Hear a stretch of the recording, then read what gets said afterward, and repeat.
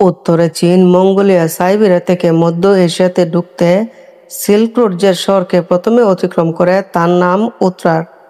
উত্তরা থেকে আরো এগুলে পরে বোকারা আর সমরকন্দ। মাওয়ারাউ নাহারে দুই প্রসিদ্ধ শহর। সেখান থেকে আরো পশ্চিমে এগুলে পরে উরুগঞ্জ, কাউরিজম শাহের রাজধানী। 1218 সালে শেষ দিকে মেরকিতদের মেরে সাফ করার পর চীনা আমত ইউলিও চোস্তাইয়ের পরামর্শে সিল্ক রোডের ব্যবসা বাণিজ্য বাড়াবার চিন্তা ভাবনা করলেন চেঙ্গিস খান। এই লক্ষ্যে চীন থেকে লুট করে আনা অসাধারণ সব শিল্পকর্ম আর বিলাসদ্রব্য বোঝায় 450 বণিকের এক বিশাল কাফেলা উপহার হিসেবে পাঠানো হলো শাহের কাছে।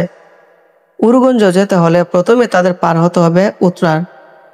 উত্তরের খান ছিলেন কাইল এনালসিক খান, শাহের চাচা। তার কাছে খবর এলো এই 450 বণিক আসলে চেঙ্গিস খানের গুপ্তচর। পুরো কাফেলাকে বন্দি করলেন তিনি। তারপর একে একে হত্যা করা হলো সবাইকে। এই খবর চেঙ্গিস খানের কাছে পৌঁছলে তিনি ক্রোধে অধীর হয়ে নিজের 2 সেনাপতির সাথে অতি প্রিয় মুসলিম দূত ইবনে কেফরেজ বুকরাকে শাহের সাথে কথা বলার জন্য পাঠালেন। শাহের কাছে গিয়ে চেঙ্গিস খানের আদেশ অনুসারে কাইল এনালসিক খানের মাথা দাবি করলো ইবনে কেফরেজ বুকরা। শাহের সামনে তার চাচার মাথা দাবি করা দুঃসাহস দেখানো মানতে পারলেন না কিপচার খানেরা। কয়েক মুহূর্তে ভেতরে তাদের তলোয়ার ফলার আঘাতে টুকরো টুকরো হয়ে গেল ইবনে কেফরেজ।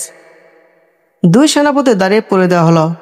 মাথা কামিয়ে গুল ডেকে তাদের ফেরত পাঠানো হলো চেঙ্গিস খানের কাছে। কারাকোরামের কাছে চেঙ্গিস খানের শিবির ফেলা হয়েছে। এই পার্বত্য উপত্যকায় চীন থেকে লুট করে আনা বিশাল সোনালী হলুদ তাবুত, চারপাশে 1000 কালো তাবু। এগুলোতে থাকে তার দেহরক্ষী। দুপুরের তীব্র রোদে যখন সবার চোখ জাজিয়ে যাচ্ছিল, এমন সময় শিবিরের কাছে সেনা চৌকিতে এসে পৌঁছলো দাঁড়িয়ে পড়ে দেওয়া মাথা কামানো 2 দূত। তাদের দূত পাঠানো হলো চেঙ্গিস খানের কাছে। খান তখন কেবল মধ্যভোজনের প্রস্তুতি নিচ্ছেন। তার সামনে হাজির করা হলো 2 দূতকে। দূতের মুখে প্রিয় ইবনে কেফরেজের হত্যার খবর শুনে কানের 2 গাল বেয়ে নেমে গেল অশ্রুরেখা। হঠাৎ তিনি লাফিয়ে উঠলেন, মাটিতে থুতু ফেললেন কান। তারপর নিজের পোশাকের বুকের দিকটা চিরলেন এক হেঁচকা টানে, মাথার টুপি খুলে ফেললেন। তারপর ঊর্ধ্বশ্বাসে ছুটলেন নিজের ঘোড়ার দিকে। কুটি থেকে এক টানে ছাড়া নিলেন তার প্রিয় ঘোড়া নাইমানকে। তারপর জিন ছাড়ায় তার পিঠে চড়ে বসলেন কেশর আঁকড়ে ধরে। ঘোড়া চূড়ানো হলো বুরকান খালদুনের দিকে। পিছে পিছে ছুটছেন চেঙ্গিস খানের ছেলেরা এবং অন্যান্য মঙ্গল খানেরা।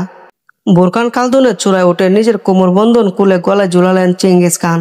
এরা ছিল মহান আকাশের দেবতা ইচ্ছের কাছে নিজেকে সমর্পণ ইঙ্গিত। তারপর তিনি আর্তনাদ করে উঠলেন। বহুদূর থেকে শোনা যাচ্ছিল তার আর্তনাদ। কিছুক্ষণ পর তিনি নেমে এলেন পর্বত থেকে। তাকে তখন দেখাচ্ছিল প্রশান্ত ও আত্মসমাহিত। মহান তিনি আমাদের প্রতি শুধু বিজয় অঙ্গীকার করেছেন। লড়াইয়ের জন্য তোমরা তৈরি হও। মুসলমানদের শাহকে আমরা শেষ করব। দুনিয়া থেকে মুসলমানদের শাসক আমরা উৎখাত করে ছাড়ব। ওদের জমি কেড়ে নেব, পশুপাল দখল করে নেব, ওদের জোরে বংশে হত্যা করে বউ বাচ্চাকে আমাদের গোলাম বানাবো। উপত্যকায় 2 প্রান্ত থেকে মঙ্গলদের হিংস্র হুঙ্কার ভেসে এলো হু হু হু। চেঙ্গিস খানের ছোট্ট এক চিঠি গেল শাহের কাছে। 4 শব্দে সে চিঠিতে লেখা ছিল, সমরের স্বাদ ছিল সেই স্বাদ মেটাবো। মাত্র 2 সপ্তাহ মাথায় উত্তরায় অবরোধ করলেন চেঙ্গিস খানের বড় ছেলে জুসি খান। বীরের মতো লড়াই করে যেতে থাকলেন কাইল এনালসিক খান। চেঙ্গিস খানের কাছ থেকে পালিয়ে আসা কারাকিতায় মহাবীর গুর খান তার সাথে এসে যোগ দিলেন। ওদিকে চেঙ্গিস তৈরি হতে থাকলেন নিজের মতো করে। বড় বড় শহর অবরোধের জন্য চীন থেকে নিয়ে আসা হলো শত শত দক্ষ ইঞ্জিনিয়ার। আহত সৈন্যদের চিকিৎসার জন্য আনা হলো চিকিৎসক। সেই সাথে নতুন এলো এক অস্ত্র যা এশিয়া আগে কখনো দেখেনি। তার নাম গান পাউডার। কাউরজম শাহ মুহাম্মদ গোয়েন্দারা তাকে জানিয়েছেন চেঙ্গিস খানের মঙ্গল সেনাবাহিনী শহর অবরোধ করতে পারে না। চিজ ট্যাকটিক্সের দুর্বলতার কারণে তারা জিন সাম্রাজ্যের রাজধানী জয় করতে ব্যর্থ হয়েছে। নগরী উঁচু দেওয়াল ভেদ করা তাদের অশ্বারোহী বাহিনীর জন্য দুরূহ ব্যাপার। দূত হত্যার পর শাহ বুঝতে পেরেছিলেন যুদ্ধ এড়ানো অসম্ভব। তিনি তাই সাম্রাজ্যে খান আর বেগদদের নিয়ে মজলিস ডাকলেন। তুকমান খান ও বেগদদের শাহের মজলিসে আগে থেকে অবহেলা করা হতো, এবারও তাই হলো। পুরো মজলিস জুড়ে বকবক করে গেলেন কিপচাক খানেরা। দূত হত্যার মতো কলঙ্কিত কাজ করার সময় যারা সবচেয়ে বেশি উৎসাহ দেখাচ্ছিল, এবার তারা রীতিমতো বেড়ার মতো আচরণ করতে লাগলো। কোনো কোনো খান বললেন, উঁচু উঁচু দেওয়ালের উপর ভরসা করে বুকারা, সমরকন্দ আর উরুগঞ্জকে ছেড়ে দেওয়া হোক। এ সময় শাহ ইরানে নতুন ফৌজ তৈরি করে শত্রুর উপর ঝাঁপিয়ে পড়তে পারবেন। কেউ বললেন চেঙ্গিস খানকে এখানে এসে লড়াই করার জন্য গ্রীষ্মকাল পর্যন্ত সময় দেওয়া হোক। গরমে খান অতুষ্ট হয়ে পড়লে তখন তার উপর হামলা করা যাবে। কেউ বললেন এসব তাতারদের স্বভাব আমাদের ভালো করে জানা আছে, এদের লুট করার সুযোগ দেওয়া হোক, কে দিয়ে পেট ভরে গেলে এমনিতে এরা চলে যাবে। এর মধ্যে রাস্তাঘাট হাটে বাজারে চড়ে পড়ল গুজব মঙ্গলরা ইয়াজুজ মাজুজের বংশধর, তাদের দেড় মানুষের সমান উঁচু, তাদের গায়ে তীর লাগলে তীর বিধে না, তলোয়ার দিয়ে তাদের কাটা যায় না, তারা বাতাসে বেগে দিনে 50 পারসাক পথ চলতে পারে, তাদের স্বাভাবিক মৃত্যু নেই। এসব কথা ছড়িয়ে পড়ল চারদিকে। ইয়াজুজ মাজুজের বয়ে মানুষ আত্মা কাঁচা ছাড়া হবার দশা। এই বই পাওয়া মানুষের মধ্যে সম্ভবত শাহ নিজেও ছিলেন।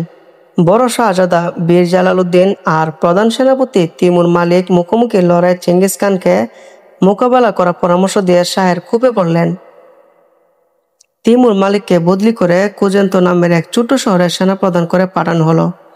মসজিদের ইমাম ও মোল্লা সম্প্রদায়ের বড় এক অংশ ছিল শাহের কোয়েরকা। শাহের মতিগতি টের পেয়ে সত্য বলার ঝুঁকি না নিয়ে উঁচু দেওয়ালের পেছনে সুরক্ষিত থেকে অবরোধ প্রতিরোধ করার সিদ্ধান্ত পক্ষে মত দিলেন। জুম্মা খুতবা শাহ মোহাম্মদ জানালেন মঙ্গলরা চিজ ট্যাকটিক্সে একেবারে অদক্ষ। উত্তরার মতো ছোট্ট একটা শহর 5 মাস ধরে অবরোধ করেও তারা দখল করতে পারছে না। ইতিমধ্যে উত্তরা থেকে তাদের হটিয়ে দিতে আরো 20,000 কিপচার সোয়ার পাঠানো হলো। মঙ্গলদের ফৌজ আস্তে আস্তে শাহ দক্ষিণে ইরানের দিকে সরে গিয়ে সেখানে ইমানদারদের নিয়ে নতুন শক্তিশালী ফৌজ গড়ে তোলার ঘোষণা দিলেন। যতদিন না তিনি ফিরে আসছেন ততদিন শহরে নগরী শক্তিশালী দুর্গ ও দেওয়ালের পেছনের নগরবাসীকে শত্রুর মোকাবেলা পরামর্শ দিয়ে শাহ তার বক্তব্য সমাপ্ত করলেন। শাহ তখনও জানতেন না তার উজির আজম ও শাইখুল ইসলাম উভয়ে মঙ্গলদের পক্ষে যোগ দিয়েছেন। মসজিদ থেকে শাহ বেরোনোর পরপরই খবর এলো উত্তরা রক্ষার জন্য তিনি যাদের পাঠিয়েছেন সেই 20,000 কিপচার সোয়ার চেঙ্গিস খানের বাহিনীতে যোগ দিয়েছেন।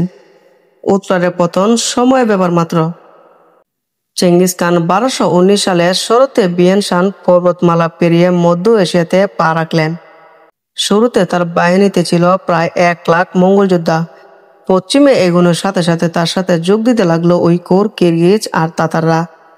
খবর পেয়ে পোড়ামাটির নীতি অনুসরণের সিদ্ধান্ত নিলেন শাহ মোহাম্মদ। সিল্ক রোডে যে পথ দিয়ে চেঙ্গিস আসবে বলে ধারণা করা হলো তার আশেপাশের সমস্ত গ্রাম পুড়ে ছাই করে দেওয়া হলো। ফলে গ্রামের লোকজন খেপে গিয়ে মঙ্গলদের দলে যোগ দিল। এভাবে 1219 সালে শীতে মঙ্গল বাহিনীর যোদ্ধার সংখ্যা দাঁড়ালো 2 লাখে। যুদ্ধ ছাড়াও নারীদের সংখ্যা ছিল প্রায় সমান। তারা মূলত রসদ সরবরাহে কাজ করত। চীন থেকে আনা দাসীরা সৈন্যদের যৌন চাহিদা মেটাত। 2 লাখ যোদ্ধার প্রত্যেকের ছিল কমপক্ষে 4টি করে ঘোড়া। প্রায় 6 লাখ মানুষ, 10 লাখের বেশি ঘোড়া এবং তার চেয়ে বেশি ওট আর বেড়া মিলিয়ে মঙ্গল বাহিনীকে যতটা না মনে হতো সেনাবাহিনী, তার চেয়ে বেশি মনে হতো মূর্তিমান কোনো প্রাকৃতিক দুর্যোগ। 5 মাস অবরোধ টিকিয়ে রাখার পর সাহায্যের অভাব হাল ছেড়ে দিতে বাধ্য হলেন ইনালচিক খান। উত্তরা জয় করার পর নাক চোখ মুখ দিয়ে গরম রূপা ঢেলে তাকে হত্যা করা হলো। পুরো উত্তরা শহরকে মাটিতে এমনভাবে মিশিয়ে দেওয়া হলো যেন কোনোদিন তার অস্তিত্বই ছিল না। ছেলে বুড়ো সবাইকে হত্যা করে তাদের মাথা দিয়ে 100টি পিরামিড বানিয়ে রাখা হলো শহরের প্রবেশপথে। মঙ্গলদের আতঙ্কে তরতর করে কাঁপতে শুরু করলো গোটা মধ্য এশিয়া। উত্তরার পার হয়ে চেঙ্গিস খান প্রথমে অভিজ্ঞ জেনারেল সুবোধয় আর জেবে নুইনের নেতৃত্বে 20,000 যোদ্ধা পাঠিয়ে দিলেন শাহকে তাড়া করার জন্য। শাহ তার অধীনে 4 লাখ যোদ্ধাকে ভাগ করে দিয়েছিলেন বিভিন্ন শহরে। তবুও তার হাতে অবশিষ্ট যা ছিল তা দিয়ে তিনি অনায়াসে মঙ্গলদের সাথে লড়াই করতে পারতেন, কিন্তু তিনি পালালেন। উত্তর দিক থেকে যাতে শাহের বাহিনীতে নতুন কোনো সেনাদল যোগ দিতে না পারে এজন্য সেদিকে জুসি খানকে পাঠানো হলো 30,000 যোদ্ধা দিয়ে। চেঙ্গিস খান তার মেজ ও সেচ ছেলে চাগাতাই আর উবেদাইকে নিয়ে আগালেন পুরো মধ্য এশিয়া জ্ঞান ভান্ডার খ্যাত পবিত্র বলে বিবেচিত শহর বুখারার দিকে। বুখারার দেওয়াল যথেষ্ট শক্তিশালী ছিল। লড়াইয়ের জন্য ছিল প্রায় 30,000 যোদ্ধা ও প্রচুর রসদ, কিন্তু চতুর্দিকে তখন ইয়াজুজ মাজুজের আতঙ্ক। মঙ্গলরা যেদিকে এগিয়ে গেল শুধু বইয়ে শেষে অঞ্চল কালি হয়ে যেতে থাকলো। জায়গা জায়গায় মানুষকে বন্দি করে মঙ্গলরা কে নিয়ে চলল বুখারার দিকে। বুখারাকে অবরোধ করে ক্যাটাপুল দিয়ে একের পর এক বিশাল সব পাথরের খণ্ড চড়ে মারা হতে থাকলো দেওয়ালের গায়ে। কিছুক্ষণ পর 20 ফুট লম্বা বিশাল ধনুক দিয়ে গান ফাটল লাগানো তীর নিক্ষেপ করা হতে থাকলো শহরের দেওয়ালে। অবরোধের তৃতীয় দিনে বুখারা সেনাদল ঠিক করলো তারা মঙ্গলদের সাথে মুখোমুখি লড়াই নামবে। পরের দিন লড়াই শুরু হবার কিছুক্ষণ পরে মঙ্গল বাহিনী পালিয়ে যাবার বান করলে মুসলিম বাহিনী তাদের দাওয়া করতে গিয়ে শৃঙ্খলা হারিয়ে ফেলে। চেঙ্গিস এই সময় অপেক্ষায় ছিলেন। পালিয়ে যাবার কেবল একটা বান ছিল, কিন্তু মুসলিম বাহিনী ভাবল মঙ্গলরা সত্যি সত্যি ভয় পেয়ে পালাচ্ছে। তাই তারা দ্রুত মঙ্গলদের তাড়া করলো।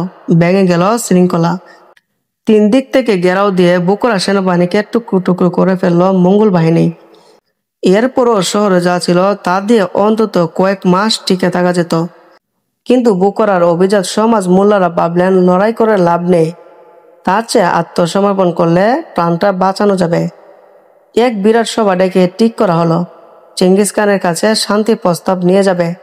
তারা চেঙ্গিস খানের কাছে শান্তি প্রস্তাব দিলে খান তাতে সম্মতি দিলেন।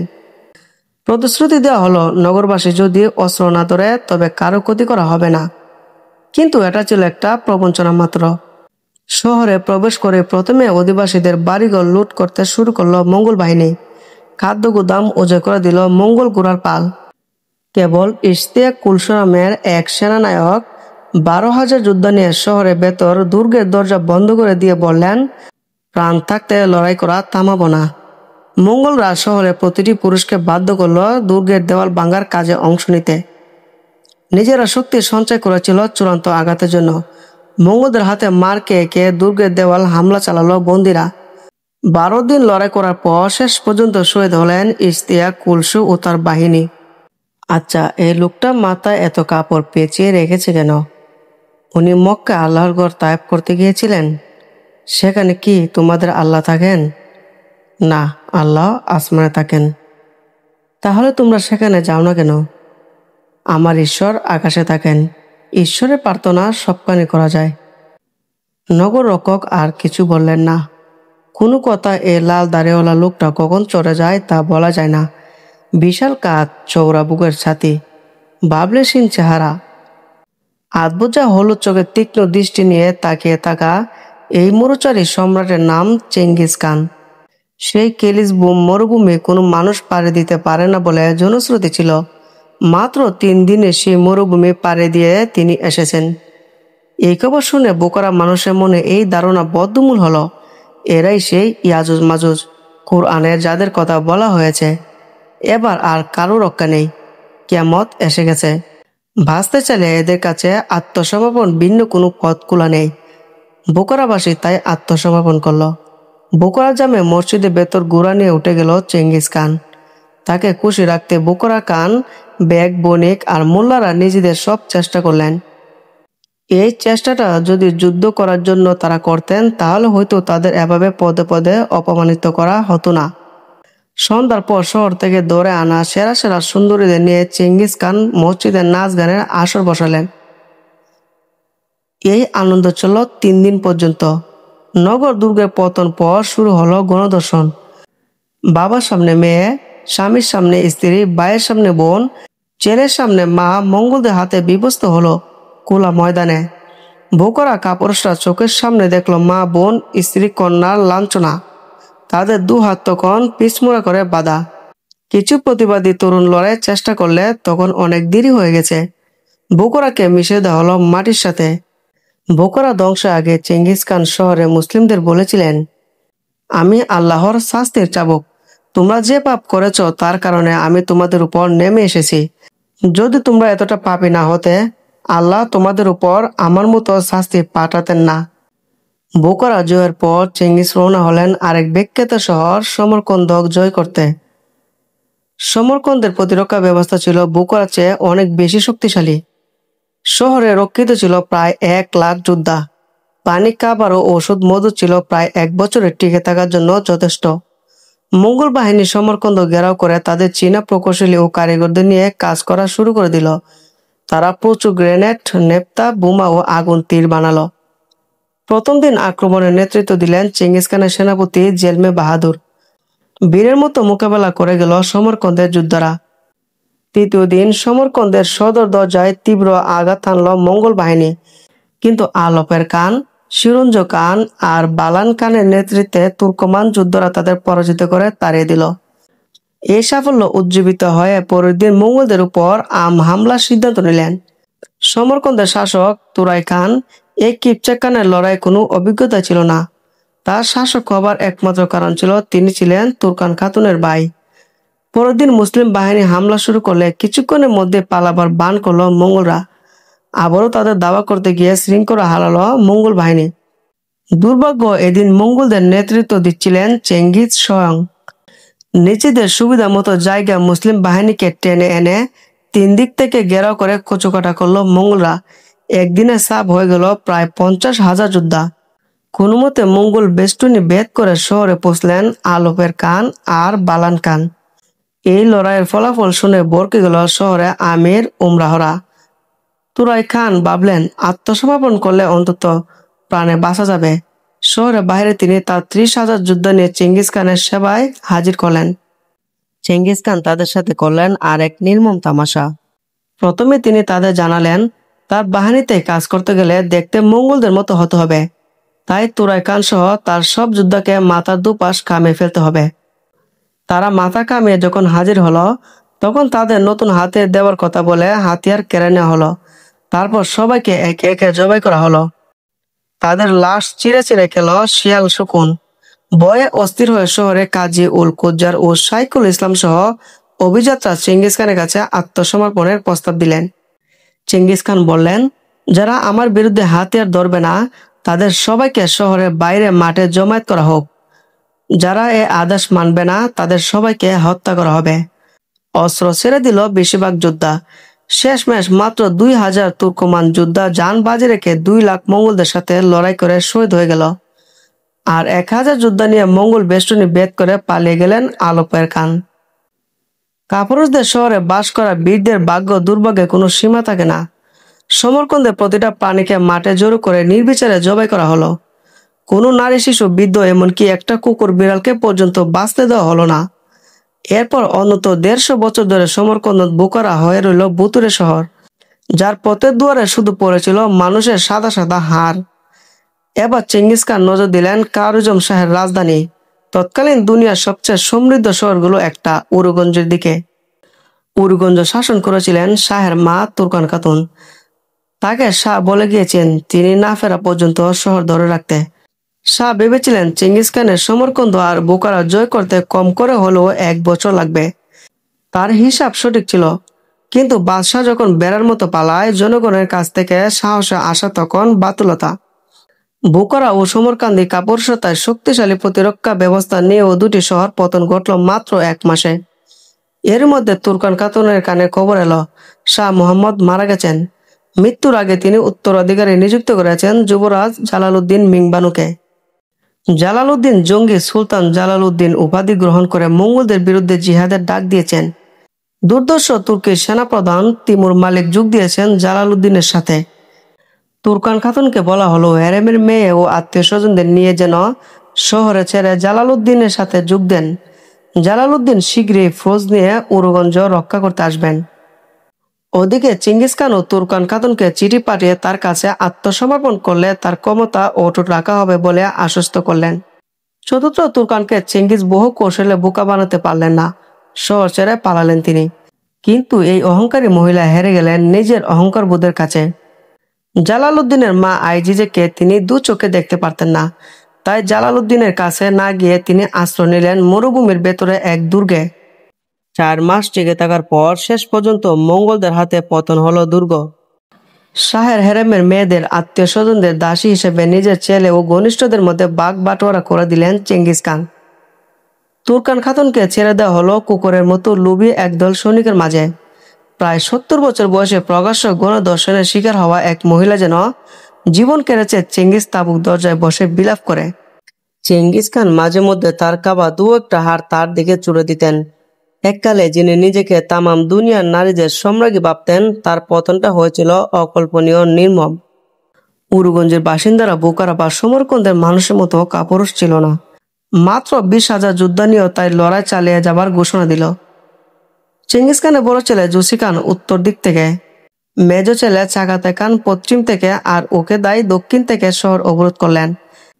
তাদের তীব্র আক্রমণে উরুগঞ্জে বহির্বিশ্ব থেকে পুরোপুরি বিচ্ছিন্ন হয়ে গেল। মোগলরা দেখল আমদ দরিয়া তীরে এই শহর তাদের চাইনিজ সিট ট্যাকটিক্স কাজে আসছে না। এখানে বড় বড় পাথর নেই যা দেওয়ালের উপর চুরে মেরে দেওয়াল ধসিয়ে দেওয়া যাবে। এখানকার মাটি নরম, চিজ ইঞ্জিনগুলো বসানো তাই মুশকিল হয়ে গেল। মঙ্গলরা তাই শত শত লিটার নেপথা কেরোসিন কাঠ চুবিয়ে সেগুলো ক্যাটাপোল্ট দিয়ে চুরে মেরে শহরকে বিরাট অংশ আগুন লাগিয়ে দিল। তবু হাল না ছেড়ে আগুন নিভিয়ে ফেলল শহরের মানুষ। এবার জুসিখানের তীব্র আক্রমণে শহরে উত্তরের দরজায় খুলে যাচ্ছিল, কিন্তু কারক্রমে তুষার চিতাকেত বেদুইন কারা কনসারে 3000 তুর্কমান যোদ্ধা 30,000 মঙ্গলদের উপর এত হিংস্র হামলা করে বসলো যে প্রায় 2000 লাশ ফেলে তারা কোনো মতে প্রাণ নিয়ে পালাতে বাধ্য হলো।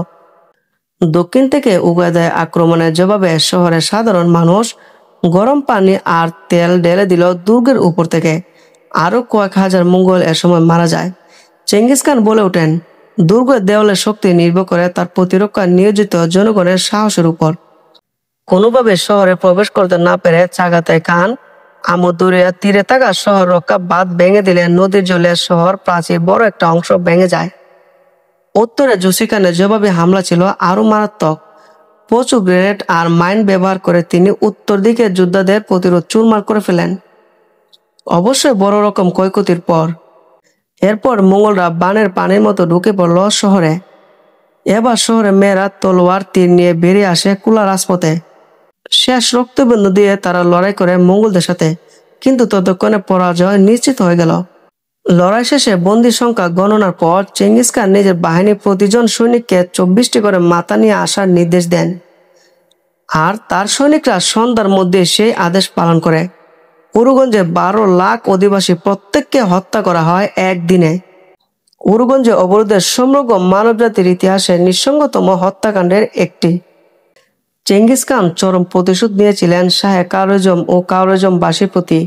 এমনকি পৃথিবীর বুকে যেন শাহের কোনো চিহ্ন না থাকে সেজন্য তিনি শাহের জন্মস্থানে যে নদী বয়ে গেল তা পর্যন্ত বুঝিয়ে দিয়েছিলেন। শাহের হেরেমের মেয়েদের বাগ বাটোয়ারা করে দেওয়ার সময় তার এক উক্তি জানান দেয় তিনি কতটা নৃশংস ছিলেন। মানুষের সবচেয়ে বড় সুখ হলো তার শত্রুদের পরাজিত করা, তাদের সামনে থেকে তাড়িয়ে দেওয়া, তাদের কাছ থেকে তাদের সম্পদ কেড়ে নেওয়া, যাদের তারা ভালোবাসত তাদের কান্না শোনা, তাদের গুড়াগুলো নিজের নিয়ন্ত্রণে আনা এবং তাদের সবচেয়ে আকাঙ্ক্ষিত নারীদের নিজের বুকে জড়িয়ে ধরা। এটা ছিল চেঙ্গিস খানের একটি উক্তি। চেঙ্গিস খানের বিজয়ের সবচেয়ে বড় ভূমিকা রেখেছিল তীর ধনুক বা গান ফাটন নয়, বরং আতঙ্ক।